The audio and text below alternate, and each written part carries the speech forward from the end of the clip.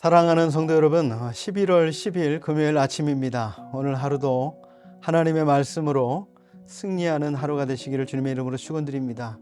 오늘은 우리가 시편 113편을 우리가 함께 읽고 묵상하는 날입니다. 오늘도 이 시편 113편을 통해서 우리가 새 힘을 얻는 시간이 되길 바랍니다. 오늘 시편 113편의 제목은 여호와의 이름을 찬양하라 이렇게 정했습니다. 오늘 본문에 나오는 내용이죠. 우리가 시편 113편에서 118편을 특별히 할렐 시편이다 이렇게 구분을 하기도 합니다.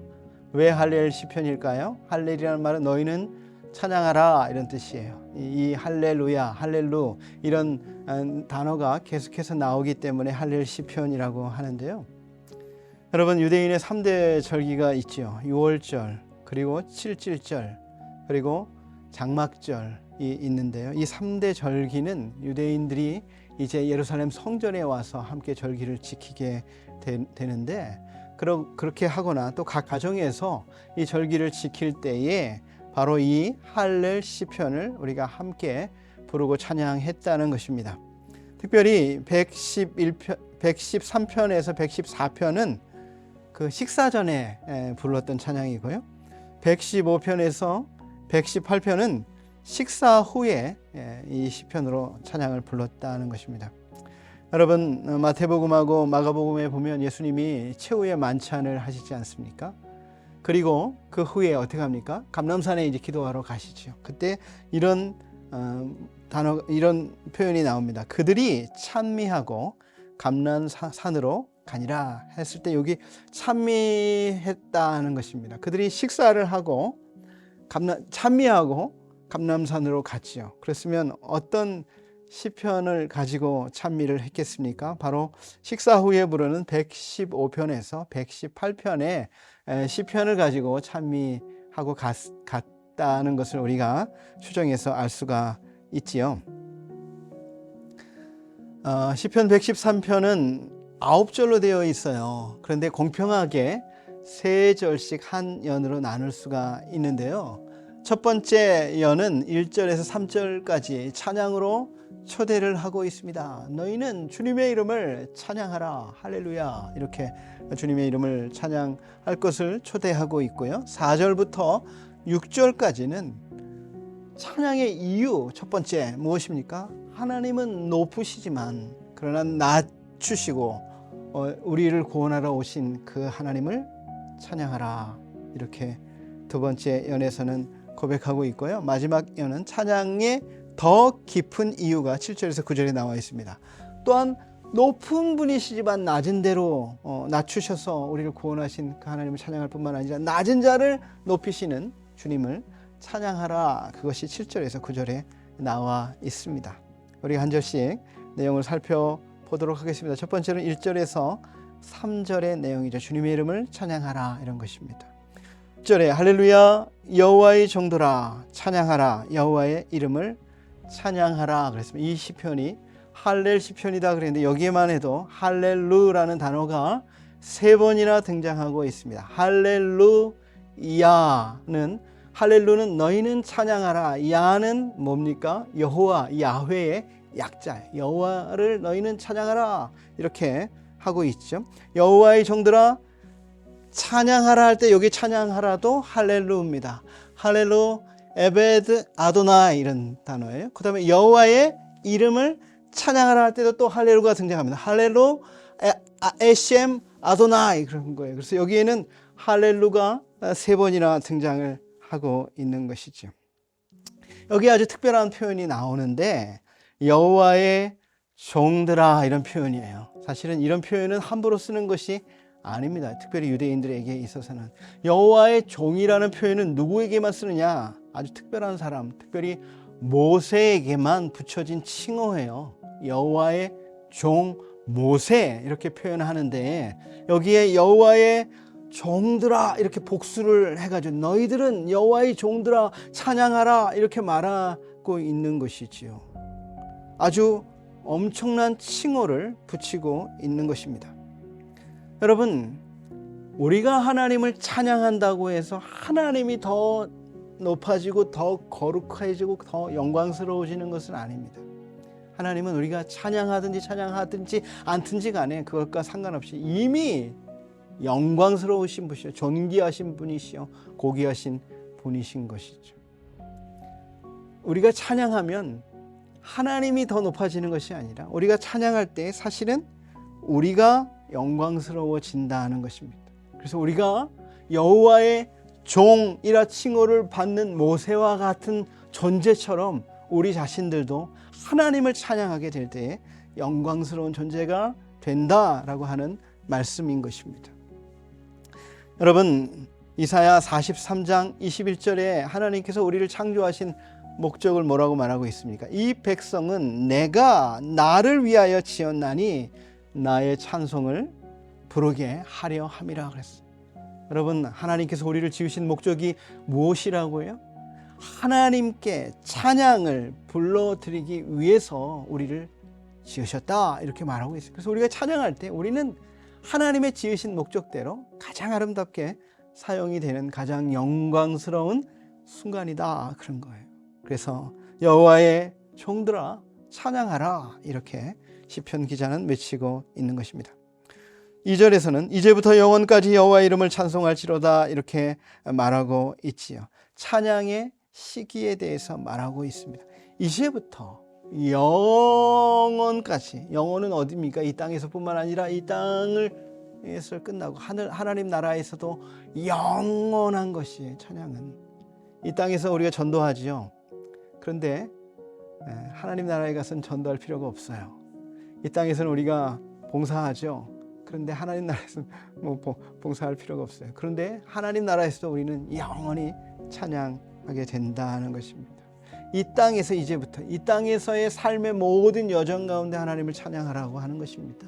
여러분, 우리의 인생을 길게 보면요, 우리 인생에도 봄날과 같은 시기가 있고 여름과 같은 시기, 가을과 같은 시기, 겨울과 같은 시기가 있어요. 봄과 같이 꽃 피고 아름다운 그런 계절이 있을 수도 있고, 또 가을과 같이 풍성한 열매를 맺는 그런 우리 인생의 그런 계절도 있지만, 여름과 같이 뜨거운 태양 가운데 고통의 길을 걸어가야 되는 그런 인생길도 있고요. 겨울과 같이 혹독한 추위 속에서 떨어야 되는 그런 인생의 고난의 시기도 있다는 것이. 그런데 그 모든 시기에 봄과 같은, 가을과 같은 아름답고 열매 맺는 계절뿐만 아니라 여름과 같은 인생, 겨울과 같은 혹독한 추위에 떨어야 되는 그 고난의 시기에도 여호와의 이름을 찬송할지로다, 우리에게 이렇게 요청하고 있는 것입니다.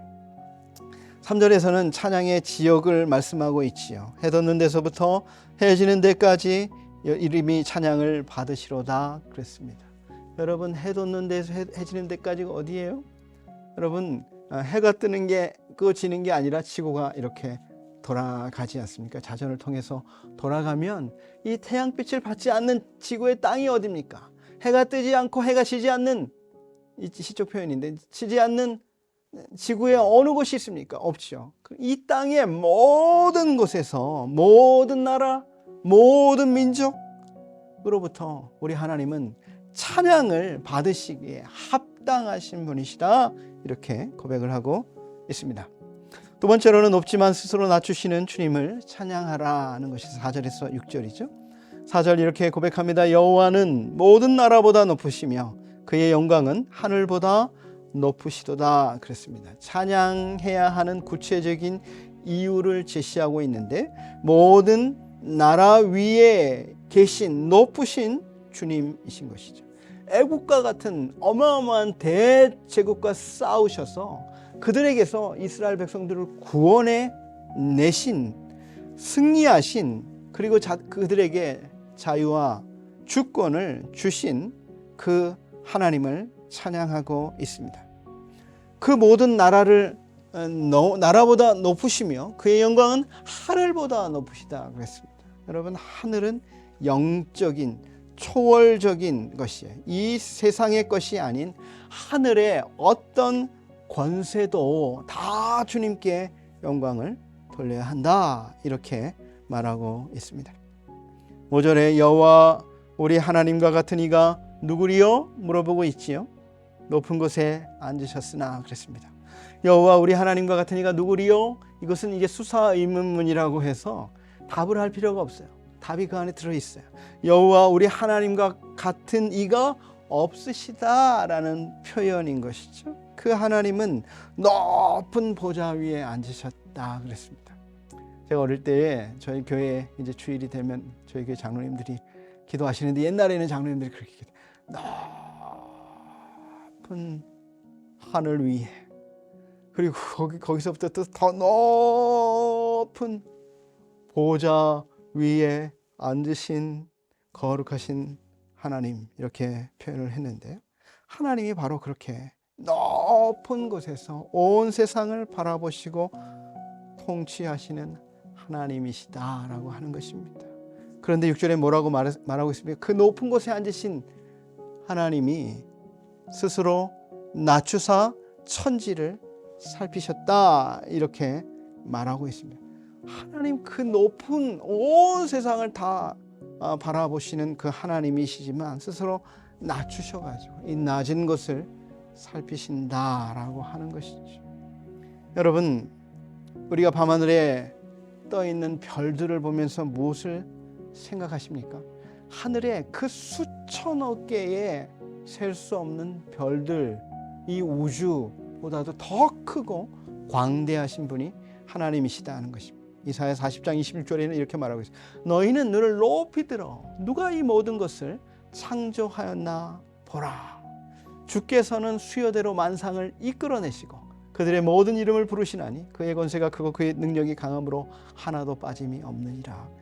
그 모든 수천억 개의 별들을 하나님이 다 일일이 이름을 불러서 그것들을 창조하셨다는 것입니다. 그 수천억 개의 별 가운데 아주 작은 지구 속에 있는, 그 지구 안에서도 아주 작은 이 대한민국 안에서도 이 경기도에, 이 성남에, 이 분당에 살고 있는 먼지보다도 더 작은 하나님의 광대하심에, 이 우주의 광대하심에 우리 한 사람의 존재는 그렇게 작은 존재이지만 그 하나님이 자신을 낮추시고 그 우리들을 살펴보신다라고 하는 것입니다. 가장 높은 자리에 계신 그 하나님의 아들이 이 땅에 낮은 인간의 몸으로 이 땅에 오셔서 우리를 구원하시는 놀라운 하나님의 은혜, 높지만 스스로 낮추셔 우리와 함께 하시고 우리를 살피시는 그 하나님의 은혜를 찬양하고 있는 것이죠. 세 번째로는 낮은 자를 높이시는 주님을 찬양하라 그랬습니다. 7절입니다. 가난한 자를 먼지 더미에서 일으키시며 궁핍한 자를 거름더미에서 들어 세워 그랬죠. 여러분, 이집트의 왕자라고 하는 애니메이션 영화가 있지 않습니까?